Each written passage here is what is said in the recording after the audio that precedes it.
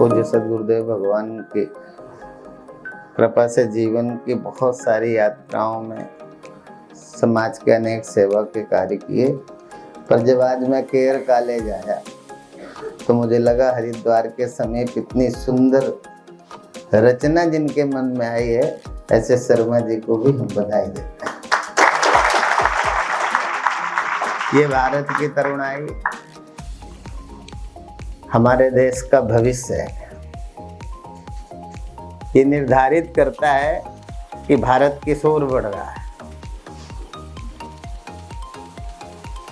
पर मेरा विषय अध्यात्म है ना? धर्म और अध्यात्म।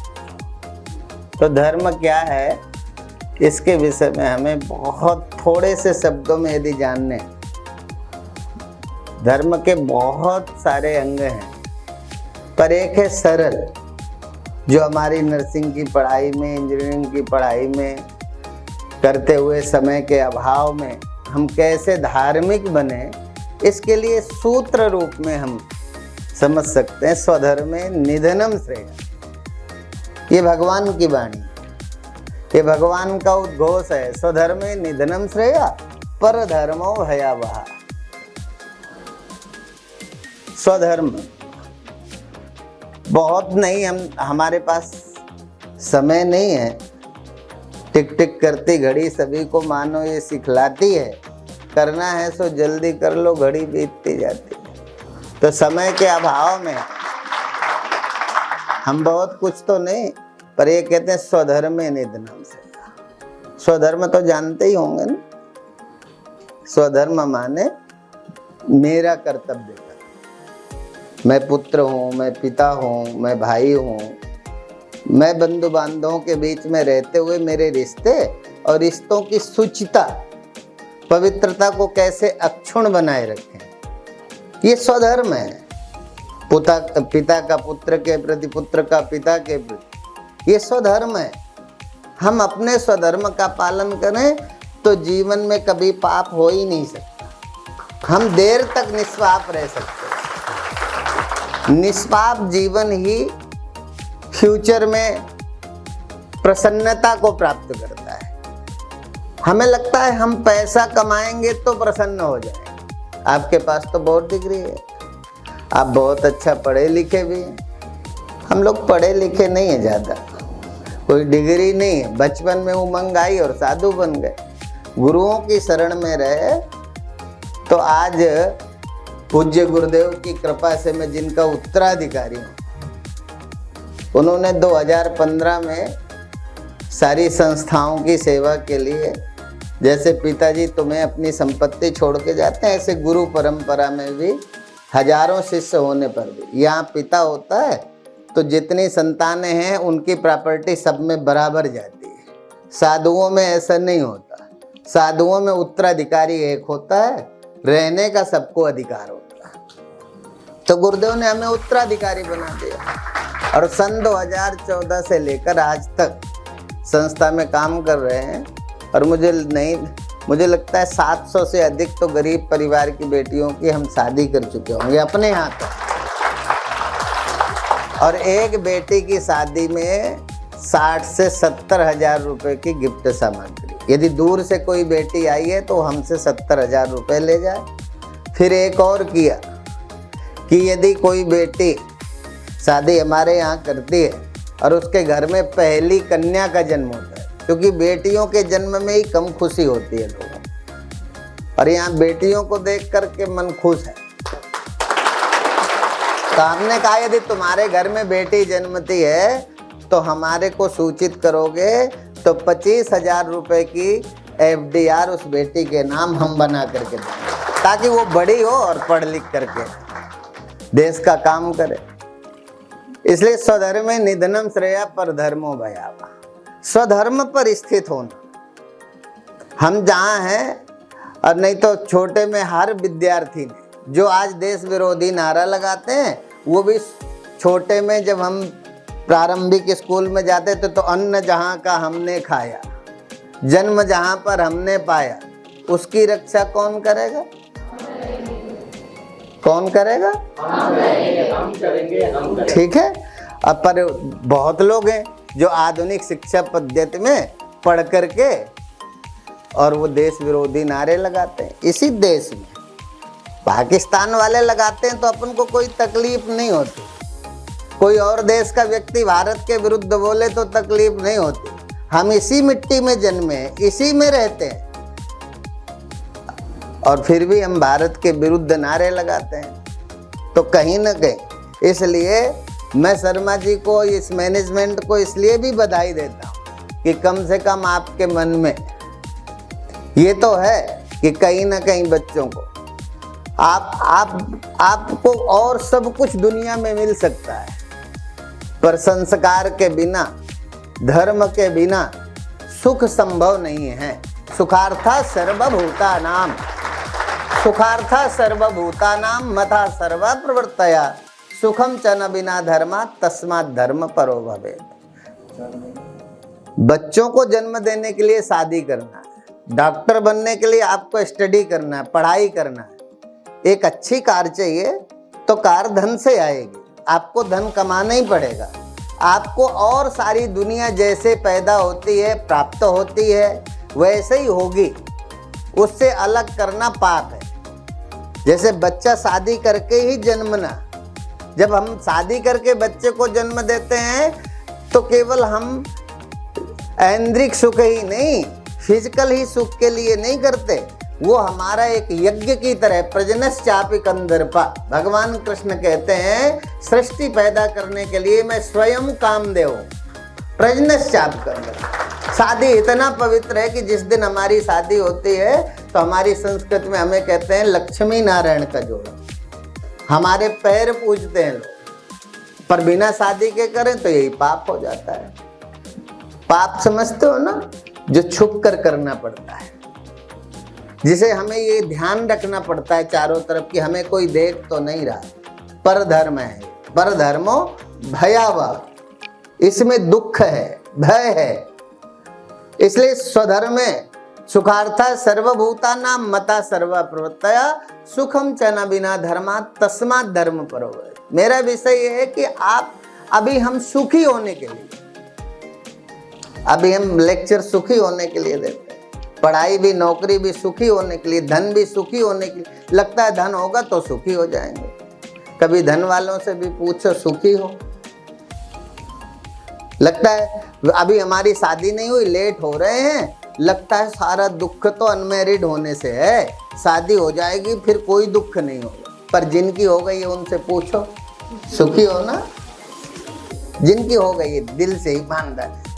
अब और जब शादी में हमारे को सुख दिख रहा था, है ना, तब हमें बच्चे का ख्याल नहीं था। शादी के 2-4 साल बीत गए, क्योंकि आज का कल्चर है शादी के बाद अभी 5 साल हम फैमिली प्लानिंग नहीं करते, मतलब बच्चे की प्लानिंग नहीं करते, और 4 साल बाद बच्चे पैदा करने लायक बचते नहीं हैं। फिर सोचते कोई तांत्रिक मिल जाए, कोई गुरु मिल जाए, मत्था टेके और शादी, बच्चा हो जाए। मत्था टेकने से थोड़ी बच्चा होगा, ठीक समय में रिलेशन बनाने से बच्चा होगा। आशीर्वाद से सब कुछ होता है, पर केवल आशीर्वाद से बच्चा हो जाए। इसलिए हम कहते हैं कि हम उस जगह खड़े हैं जहां से देश की दिशा को तय करना है। हम अब बच्चे नहीं रहे, हम जिस कॉलेज में बैठे हम तय कर सकते हैं अपना भविष्य, देश का भविष्य, अपने सुख के साधन क्या है। इसलिए सुखार्था सर्वभूतानां मता सर्वा प्रवर्तया सुखम च न बिना धर्मा। कोई कहता होगा शास्त्रों को अंधविश्वास, और आज की शिक्षा पद्धति में है भी, पर यदि ये अंधविश्वास है तो इस शब्द का अर्थ क्या करोगे? ये भी तो भागवत में भगवान वेद व्यास जी ने लिखा, सुखार्था सर्वभूतानां मता सर्वा प्रवर्तया सुखम च न बिना धर्मा तस्मात् धर्मो परो भवेत्। अर्थात सुखम च न बिना धर्मा, सुख है जो बिना धर्म के नहीं होगा। पर बिना धर्म के, जहां धर्म नहीं है, देखो कुत्ते में धर्म नहीं है ना, गधे में धर्म नहीं है, एनिमल्स जानवर कहीं चाहो वहां धर्म तो नहीं है ना, संस्कृति तो नहीं है ना। जानवर की यद्यपि एक अपनी संस्कृति है, पर जिस संस्कृति की महिमा हम लोग गाते हैं, जिस संस्कृति के विषय में दैवत्व हमारे सामने प्रकट होकर के हमसे प्रसन्न होता है, मैं उस संस्कृति की, वैसे जानवर की, कुत्ते की एक अपनी संस्कृति है, पर वो संस्कृति भविष्य के निर्माण में काम नहीं है। इसलिए जो हमारा, तो आप देखो कि ये जहाँ धर्म नहीं वहाँ भी बच्चे होते हैं ना, कुत्ते के भी होते हैं ना, गाय के भी होते हैं। जहाँ धर्म नहीं है वहाँ भी होते हैं। वहाँ शादी तो नहीं है पर बच्चे हैं कि नहीं है। इसका मतलब हम भी बिना शादी के भी बच्चे पैदा कर सकते हैं, पर बिना शादी के बच्चे को जन्म देना पाप है, अधर्म है। अधर्म में सुख नहीं है, इसलिए सुखार्था सर्वभूतानां। तो शादी करके सुखी हो जाएंगे, इसलिए शादी नहीं करना। शादी करके बच्चों को जन्म देंगे और उन्हें संस्कार देकर एक राष्ट्रभक्त संतान की तरह इस देश को समर्पित करेंगे, इसलिए शादी करना। शादी सुखी होने के लिए नहीं करना। अभी हम क्या करते हैं, नौकरी सुखी होने के लिए करते हैं, शादी सुखी होने के लिए करते हैं, और भगवान कहते हैं सुखी होने के लिए नहीं, जो तू करता है वो सुखी होकर कर, सुखी होकर। अभी सुखी होने के लिए पढ़ते हैं, सुखी होकर पढ़ के तो देखो, सुखी होकर नौकरी करो, सुखी होकर शादी करो। अभी सुखी होने के लिए शादी करते हो, इसलिए तलाक होता है ना। सबसे ज्यादा केस हैं भारत में तलाक के। तब तो हमें लगता है कभी कभी अकेले में बैठे होते हैं, हमारे माता पिता ठीक थे, भले बुद्धू थे, पर कोर्ट जाने की जरूरत नहीं थी, आराम से रहते थे। और उन्होंने, हम 3-4 भाई थे, 2 बहनें थी, मतलब 5-7 लोगों का परिवार हमारे कम पढ़े लिखे माता पिता ने आराम से पाल लिया। और पाल ही नहीं लिया, हमें इस जगह भेजा कि आज हम भी सुखी है।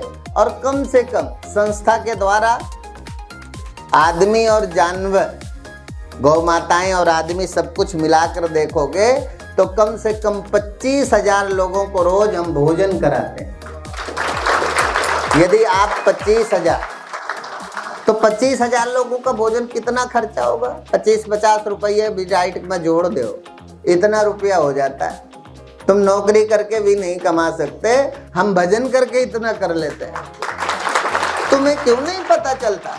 कबीरदास कहते, जब तक न देखूं अपने नैना तब तक न मानूं किसी का कहना। ठीक है, तो कबीर दास की मान लो। कई कबीरा भी कबीरदास की नहीं मानते, मानो ना। अब आप हमें देखो ना, पर आपको अभी हमें कम पसंद है। अभी तुम्हें वो वाले गुरुजी अच्छे लगते हैं जो कहते हैं बेलपत्र को बांध कर रख देना, इससे पास हो जाओ। रिजल्ट खुलता है तो उनका बेटा ही फेल हो जाता है। तुम सोचते हो तुम अभी सच्चे गुरु को जानते ही नहीं हो। गुरु वो नहीं है जो तुम्हारे धन से सुखी है। गुरु तो आत्मसंतुष्ट महापुरुष का नाम है। तुम्हारे पैसे से नहीं, तुम्हारे जीवन की उन्नति से खुशी होता है, उसका नाम गुरु है। गुरु माने नहीं अलग, गुरु है सुखदेव जी महाराज। भागवत में सुखदेव जी महाराज की व्याख्या की गई है। अलक्ष लिंगो निजलावतुष्टा व्रतश्च बालैर अवधूत भेषा त्वं द्वेष्ट वर्षम सुकुमार पादम करोर बाहुम सकपोल गात्रम। एक लंगोटी लगा के अपने में आत्मसंतुष्ट है। परीक्षित के मन में आया कि 7 दिन बाद सर्प डसेगा, मेरी मौत हो जाएगी। तुम तो राजन मरिष्यसि पशुबुद्धि इमाम जय, तू राजा मर जाएगा, ये तो पशु बुद्धि है, तेरी तो कभी मौत ही नहीं होती। भगवान ने गीता में चिल्ला चिल्ला कर अनेकों बार अर्जुन को समझाया। वासांस जीर्णानि यथा विहाय नमानि गृह्णाति नरो पराणि तथा शरीराणि विहाय जीर्णान नन्यानि संयाति नमानि देह। तो तेरी मौत ही नहीं होती, तू मरेगा कैसे? तो मृत्यु से मुक्त करते हैं और अलक्ष्य लिंग हैं। कैसे हैं गुरुजी? अब जो कथा करते हो कैसे गुरुजी हैं? भागवत में संकीर्तन की तो चर्चा है, पर पूरी भागवत को भजन संध्या बना दो और तुम्हें वो गुरुजी अच्छे लगते हैं। तुम्हारे मन की बात जान लेना ये पर्याप्त है। हम तुम्हारे मन की बात जान लेंगे, तुम सुखी हो जाओगे ना। तुम्हारे मन की बात जान लें या तुम्हारे दुख को दूर करें। भगवान कृष्ण नहीं कर पाए। भगवान कृष्ण ने भी अर्जुन को यही प्रयास और प्रयत्न किया कि तुझे पूरा सुखी करने के लिए तो मुझे गीता ही सुनानी पड़ेगी। वो मेरे मंत्र से, मेरे टोटकों से तुम ठीक नहीं होगे। टोटका तुम्हारे, और तुम सोचते हो कोई ऐसा चमत्कार हो कि मेरे दुख चले जाएं। तो आज के जीवन में जाओ ना, दुख होता है पाप से, ठीक है। अब ध्यान रखना, दोबारा पाप ना हो तो दुख नहीं होगा। जहां हो वहां संतुष्ट रहना सीखो, आगे फ्यूचर में पाप ना हो, बस कभी दुख ना होगे। तुम्हारे कर्म के सिवा तुम्हें और कौन दुख देगा।